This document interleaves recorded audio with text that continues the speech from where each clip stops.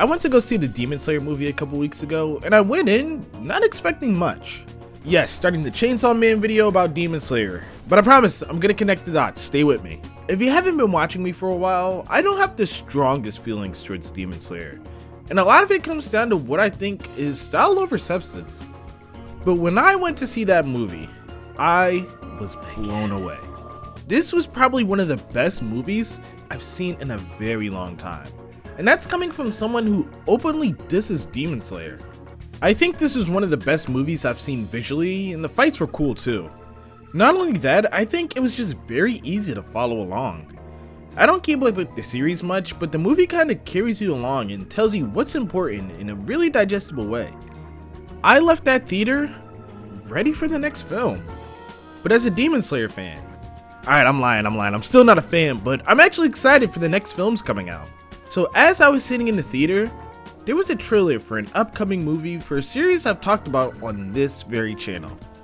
I had two thoughts when I saw that trailer. One, I completely forgot this was coming out.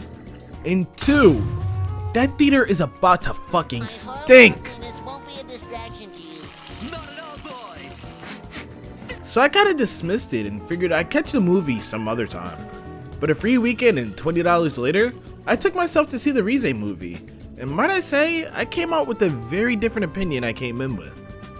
But before we get into the REZE arc and the male loneliness epidemic, become a subscription devil and subscribe to the channel. Browse around and I'll know you'll find something you like. And if you really like me, become a member. You'll get member exclusive perks and access to videos before the rest of the crowd, so don't miss out. But let's get into the Gooner anime movie. I don't mean that as a joke.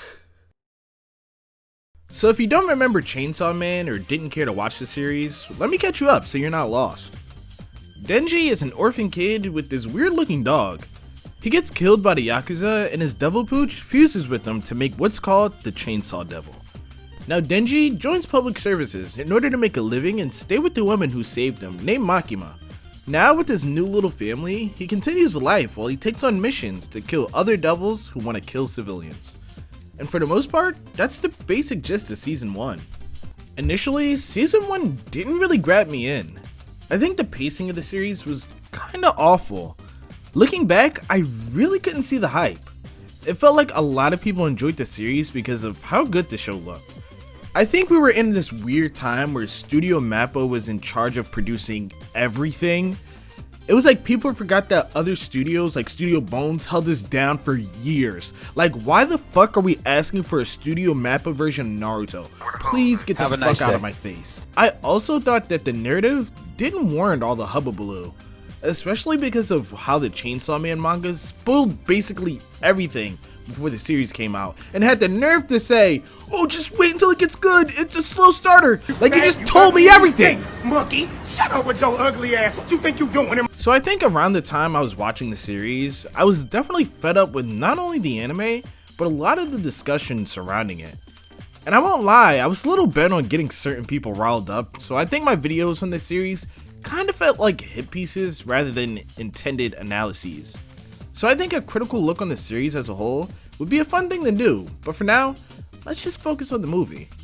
So, spoiler warning, but not really since this has been readily available info for like 5 years now. But the REZE arc starts us off with Denji, who's starting to enjoy his new life with power and Aki. But as life starts to get monotonous for our kinky protagonist, he gets asked out on a date by Makima. Feeling good that he got to bag the girl of his dreams, he ends up meeting REZE, who is also a girl. I think this is a cool concept. We finally get to see Denji form what seems to be an organic relationship on his own without any sort of external factors. We see him struggle with the fact that he's supposed to like Makima, but can't help these feelings for this new girl. I'm sure we've all been through something similar. Trying to decide between two people, but the difference between me and Denji is that I lose both of them. Any beautiful woman trying to manipulate me. Any takers. But we get to see Denji talk and get to know REZE. They go on little dates and they keep going and Denji starts to get more loose.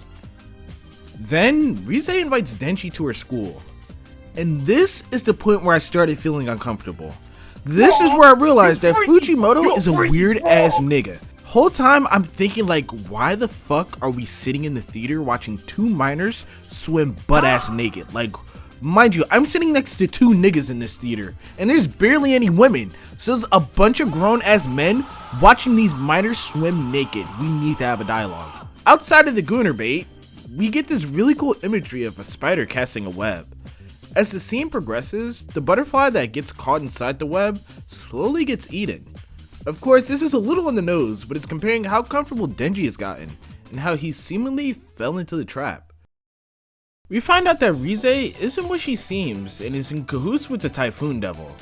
She has Denji on one more date to a festival nearby, and this is the beginning of the end. REZE asks Denji to run away with her, but he declines. He's able to recognize what he has. Although it's not a lot, he's grown to appreciate it all. Then she bites Denji's tongue off and reveals to him that she is the Bomb Devil. I really like this scene a lot, and I think this is where it kind of clicked for me. In my video about being wrong about Chainsaw Man, I said that Denji wasn't an interesting enough character to be a lead one, which I think is the complete opposite in this film.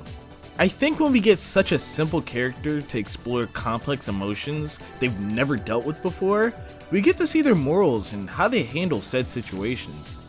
I think the scene of REZE confessing to Denji really shows how much he's come into his own as a character, even in such a short amount of time.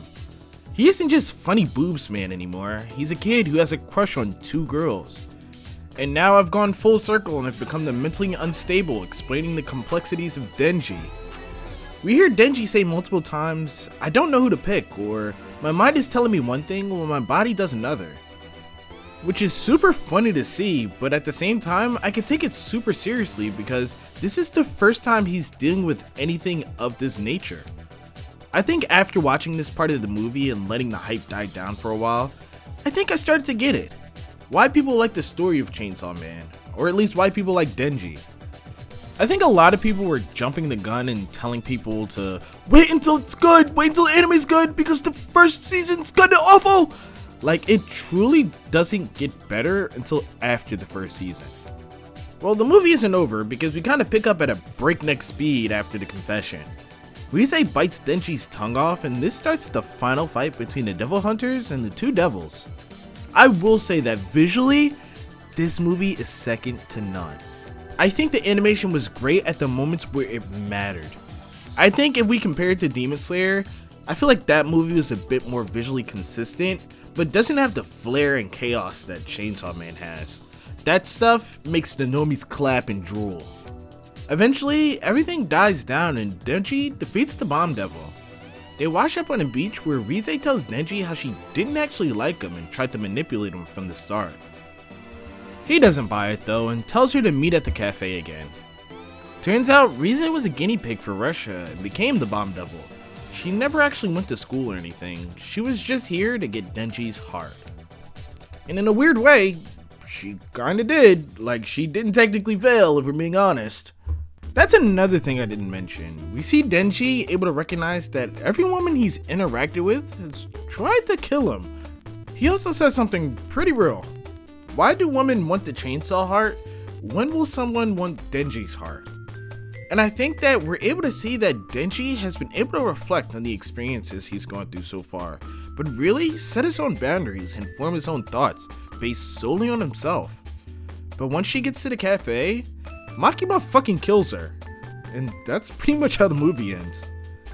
After watching this movie, I'm now looking forward to see what season 3 of Chainsaw Man has in store for us. I probably still wouldn't consider myself a super fan or anything, but this movie was definitely able to change my mind quite a bit. This movie ended up being a great time. I never got bored looking at it. The climax with the two devils fighting was nothing short of impressive. Something I didn't mention was the pacing. I feel like it was super slow and then super fast. I feel like this time was a bit more intentional. I didn't feel like stuff was missing in between, unlike season 1. The contrast kind of helped illustrate one of the themes present throughout the film. There was this question of being a city mouse or a country mouse. Basically, would you choose security over your basic needs being met at the risk of your life? And I think we get to see Denji live his life as a city mouse, and then REZE at the very end following him, but she gets caught up in the city life. The basing adds to the theme, which I kinda like, so bonus points. I may not have had the best experience with Chainsaw Man in the past, but I think that if the series continues to trend upward like this movie, I feel like I'll become a fan sooner rather than later. While I was sitting in the theater, the guy next to me kept opening Discord. I can only imagine what the rest of the fucking crowd was like.